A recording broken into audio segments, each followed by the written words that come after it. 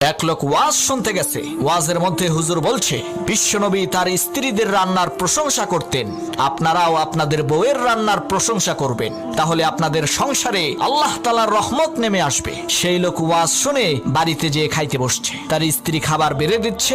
এমন সময় লোকটা তার স্ত্রীকে ডাক দিয়ে বলছে, আহা, আজকের তরকারিটা যা হয়েছে না, জনমের মতো মজা। এই রকমের স্বাদের তরকারি গত 5 বছরেও আমি খাইনি। সুন্দর নরম হাতের ছোঁয়া ছাড়া এত স্বাদের তরকারি রান্না করা যায় নাকি? তখন সেই লোকটার স্ত্রী বলল, হায় রে আমার পুরা কপাল, সারাটা জীবন আমি রান্না করে খাওয়াইলাম, কোনোদিন আমার প্রশংসা করলো না। আজকে একটু পাশের বাড়ির ভাবির কাছ থেকে তরকারি আনছি, তার কত রকমের কত কায়দার প্রশংসা তার দেখে কে?